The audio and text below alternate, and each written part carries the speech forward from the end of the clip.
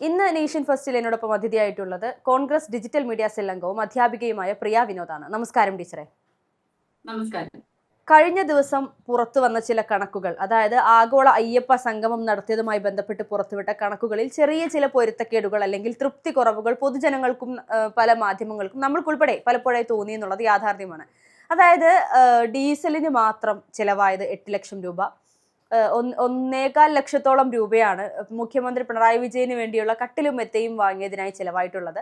വാഹന ചെലവ് 11 ലക്ഷം രൂപ. ഇത് വലിയൊരു എമൗണ്ട് തന്നെയാണ് കാൽക്കുലേറ്റ് ചെയ്തുകൊണ്ടിരിക്കുന്നത്. പിന്നെ നടക്കാത്ത ഭജൻസിന്, നന്ദഗോവിന്ദം ഭജൻസിന് 8 ലക്ഷം രൂപയാണ് എഴുതി വാങ്ങിയിരിക്കുന്നത്. ഇതിപ്പോൾ ജനങ്ങളുടെ പോക്കറ്റിൽ കൈയിട്ട് വാരി വാരി വാരി ഖജനാവും ജനങ്ങളുടെ പോക്കറ്റും കാലിയായി കഴിഞ്ഞു. ഇനിയിപ്പോൾ അടുത്തത് ദേവസ്വം ബോർഡിൽ നിന്നും കൈയിട്ട് വാരാമെന്നുള്ള CPM-ന്റെ ഒരു കുതന്ത്രമായിരുന്നു യഥാർത്ഥത്തിൽ ഈ പറയുന്ന ആഗോള അയ്യപ്പ സംഗമം എന്ന് പറഞ്ഞാൽ നമുക്ക് തെറ്റു പറയാൻ സാധിക്കുമോ? ഒരിക്കലും ഇല്ല.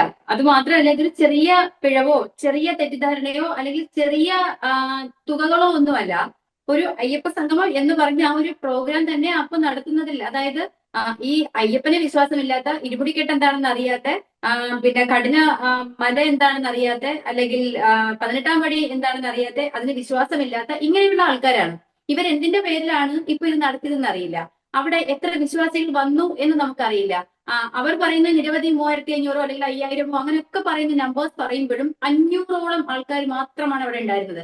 അതിൽ തന്നെ പമ്പയിലെ വിവിധ ഇതുമായി ബന്ധപ്പെട്ട് ദേവസ്വം ബോർഡിലും ഒക്കെ പ്രവർത്തിക്കുന്ന അവിടെയുള്ള സ്റ്റാഫ് ഒരുപാട് പേരുണ്ടായിരുന്നു. അപ്പോ എത്ര വിശ്വാസികൾ, അവരാരൊക്കെയാണ്, അവരുടെ ഒരു ലിസ്റ്റും പുറത്തേക്ക് വിടേണ്ടതാണ്. പക്ഷെ ഇപ്പോ സർക്കാർ എത്തി നിൽക്കുന്ന ഒരു സാഹചര്യം എന്ന് പറയുന്നത്, ഈ അയ്യപ്പ സംഗമം എന്ന് പറയുന്നത് ഒരു വലിയ തട്ടിപ്പായിരുന്നു. അത് ജനങ്ങൾക്കെല്ലാം വളരെ വ്യക്തമായിട്ട് മനസ്സിലായി കഴിഞ്ഞു. മാത്രമല്ല, ശബരിമല എന്ന ആരാധനാലയത്തെ ഒന്നോടെ കൊള്ളയടിച്ച് അയ്യപ്പനെ തന്നെ മോഷ്ടിച്ചു. അയ്യപ്പന്റെ വിഗ്രഹം പോലും ഇനി അതിനുള്ളിൽ എന്താണെന്ന് ഒന്ന് പരിശോധിച്ച് നോക്കേണ്ട ഒരു സാഹചര്യമാണുള്ളത്. ആ ഒരു സിറ്റുവേഷനിൽ സർക്കാരിന് ഉത്തരം മുട്ടി അല്ലെങ്കിൽ പൊതുസമൂഹത്തിൽ വസ്ത്രമുരിഞ്ഞു നിൽക്കുന്ന ഒരു സാഹചര്യത്തിലാണ് പിണറായി സർക്കാർ ഇന്ന് നിൽക്കുന്നത്.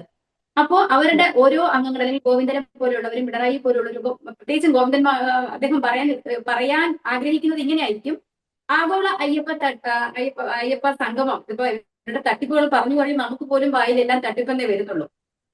അയ്യപ്പ സംഗമം എന്ന് പറയുന്നത് അങ്ങനെ ഒരു പരിപാടി നടത്തില്ല. അതൊരു AI മാത്രമാണ്.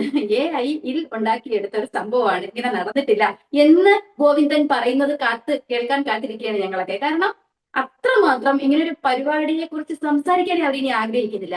ഫുൾ തട്ടിപ്പ്. അതിന്റെ ഒരു പരിപാടി നടത്തിയിട്ട് 8 കോടി രൂപയുടെ കണക്കൊക്കെയാണ് ഇവർ ആദ്യം വെച്ചത്. ഇന്നിപ്പോ ഉച്ചയ്ക്ക് ഞാൻ മാധ്യമങ്ങളിൽ കണ്ടത് ഒരു 6-7 കോടി രൂപയുടെ കണക്കൊക്കെയാണ് വന്നിരിക്കുന്നത്.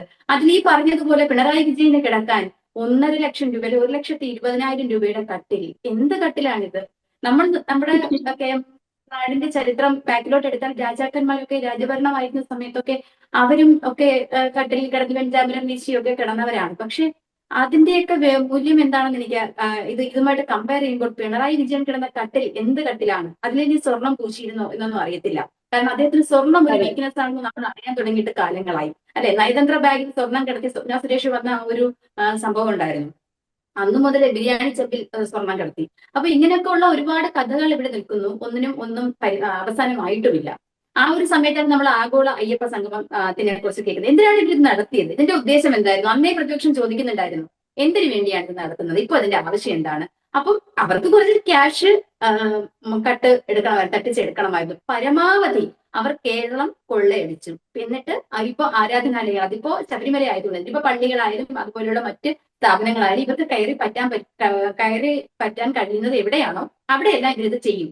അപ്പോ അവിടെ ഇപ്പൊ നോക്കിയപ്പോൾ നല്ല രീതിയിൽ സ്വർണമുണ്ട്, വരുമാനമുണ്ട്. എന്നാ പിന്നെ അവിടുത്തതും കൂടി എളുപ്പത്തിന് ചെയ്യാം. പത്മനാഭസ്വാമി ക്ഷേത്രത്തിന്റെ അവസ്ഥ എന്താണെന്ന് കണ്ടു തന്നെ അറിയണം. ഇനി നമ്മൾ അതേക്കുറിച്ച് ചിന്തിക്കേണ്ട ഒരു സമയം കൂടി വന്നിരിക്കുക. അപ്പോ ഇവിടെ ഈ ഒരു എന്തിനാണ് ഇത് നടത്തുന്നത് എന്ന് ചോദിക്കുന്ന ഒരു സമയത്ത് ഇവർ നിയമസഭയിൽ പറഞ്ഞിരുന്നതാണ്, ഇതിന്റെ കൂടെയുള്ള ചെലവുകളൊന്നും ആരും തരണ്ട, അല്ലെങ്കിൽ സർക്കാരിൽ നിന്ന് എടുക്കത്തില്ല, ദേവസ്വം ബോർഡിൽ നിന്ന് എടുക്കത്തില്ല എന്നൊക്കെ പറഞ്ഞ് നിയമസഭയെ പോലും കബളിപ്പിച്ചു. ഇവരെടുത്തിരിക്കുന്നത് ദേവസ്വം ബോർഡിന്റെ ക്യാഷാണ്, അല്ലെങ്കിൽ തിരുവിതാംകൂർ ദേവസ്വം ബോർഡിന്റെ ക്യാഷാണ് എന്ന് പറയുന്നത് അത് ആരുടെ പൈസയാണ്? അത് വിശ്വാസികളുടെ പൈസയാണ്, ജനങ്ങളുടെ പൈസയാണ്. വിശ്വാസികൾ അവർ എന്തിനാണ് ശബരിമല പോലൊരു ആരാധനാലയത്തിൽ പൈസ കൊടുക്കുന്നത്, അല്ലെങ്കിൽ സ്വർണം കൊടുക്കുന്നത്? അവരുടെ ഉയിരിനെ ബാധിക്കുന്ന കാര്യങ്ങളാണ്, ജീവനെ ബാധിക്കുന്ന കാര്യങ്ങളാണ്. അവരുടെ ഹൃദയത്തിന്റെ നോവാണ്, അല്ലെങ്കിൽ സന്തോഷമാണ്. അവരൊരു സാഫല്യം അവർക്കുണ്ടാകുമ്പോൾ, പ്രതീക്ഷകൾ സഫലീകരിക്കുമ്പോൾ, അല്ലെങ്കിൽ ഒരു പ്രതീക്ഷ അല്ലെങ്കിൽ ഒരു വേദന അത് കുറയണേ ഭഗവാനെ എന്ന് പറഞ്ഞുകൊണ്ട് അവർ കൊടുക്കുന്നതാണ്. ഈ അതെ, കാശുകൾ വെച്ചാണ് ഇവർ പണിയെടുക്കപ്പെട്ടത്. അതുകൊണ്ട് തന്നെ ഇവർക്ക് തീർച്ചയായിട്ടും. നീതി എന്ന് പറയുന്നത്, ഇവർക്ക് ഒരു രീതിയിലും ജനങ്ങള് മാപ്പ് കൊടുക്കില്ല. അതെ, ഈ പറയുന്ന ശബരിമലയിൽ തൊടുമ്പോഴെല്ലാം തന്നെയും തലവേദനകൾ മാത്രമായിക്കൊണ്ടിരിക്കുന്ന ഒരു സാഹചര്യത്തിലൂടെയാണ് ഇപ്പോൾ സി പി എം പോയിക്കൊണ്ടിരിക്കുന്നത്, അല്ലെങ്കിൽ നമ്മുടെ സംസ്ഥാന സർക്കാർ പോയിക്കൊണ്ടിരിക്കുന്നത്.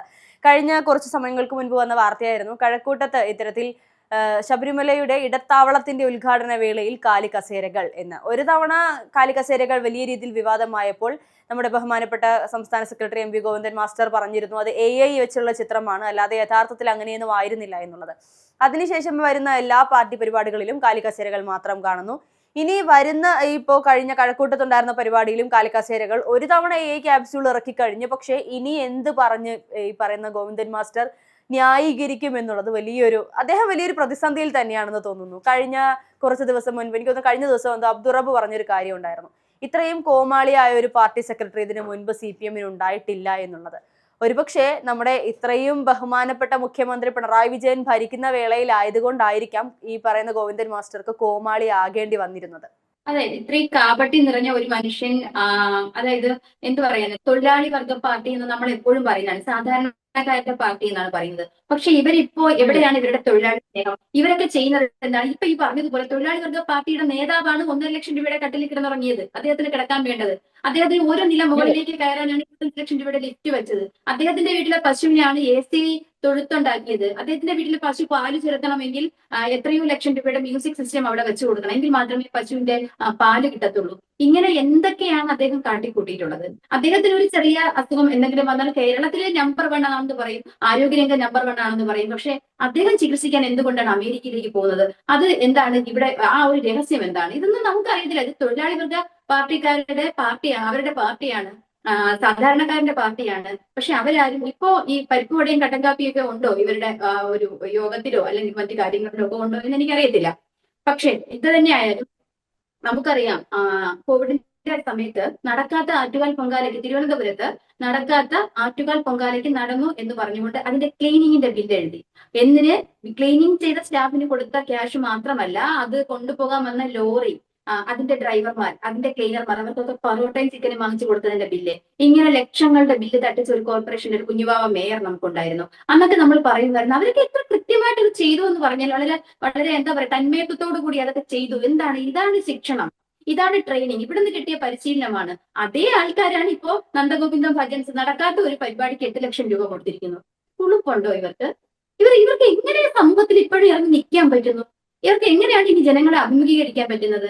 പറ്റുന്നില്ല. ഇവർ എന്ത് പരിപാടി നടത്തിയാലും അത് പാളി പാളി പാളി പോവുക തന്നെയാണ്. അതാണ് ഇന്നിപ്പോ നിങ്ങൾ പറഞ്ഞ ഈ കഴക്കൂട്ടത്ത് ഇതുമായി ബന്ധപ്പെട്ട് നടന്ന സംഭവത്തിൽ അല്ലെങ്കിൽ അവരുടെ യോഗത്തിൽ കാലിക്കസേരകൾ മാത്രമൊന്നും ഈ അയ്യപ്പ സംഗമത്തിൽ ഇത് തന്നെയായിരുന്നു തന്നെ.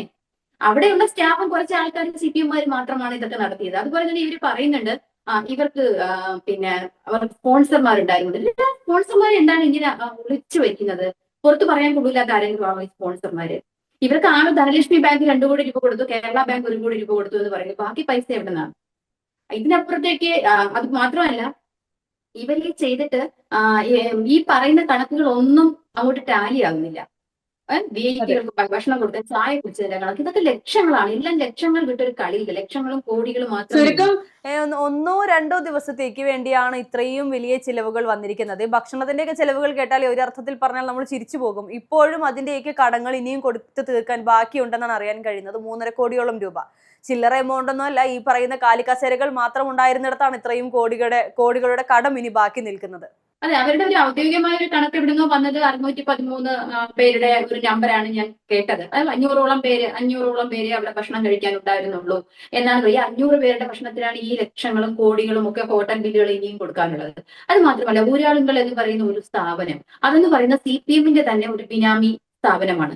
അവർക്കാണ്. അപ്പൊ ഇത് എന്തെങ്കിലും ഒരു പരിപാടി നടത്തുമ്പോൾ ഇവരെ അങ്ങ് ഏൽപ്പിക്കും. അതെന്ന് പറയുന്നത് CPM ഭാഗമാണെന്ന്. ഇതൊക്കെ കൃത്യമായി അന്വേഷിക്കണമെങ്കിൽ ആരന്വേഷിക്കും? പിണറായി വിജയനാണല്ലോ ഇവിടെ ഇരിക്കുന്നത്, ആഭ്യന്തരമന്ത്രി അദ്ദേഹമാണല്ലോ. പിന്നെ എങ്ങനെയാണ് സ്വതന്ത്രമായ ഒരു അന്വേഷണം നടത്തുന്നത്? ഇനി കേന്ദ്ര ഗവൺമെന്റ് ആകട്ടെ, അവര് വിചാരിക്കുന്നത് എന്താണ്?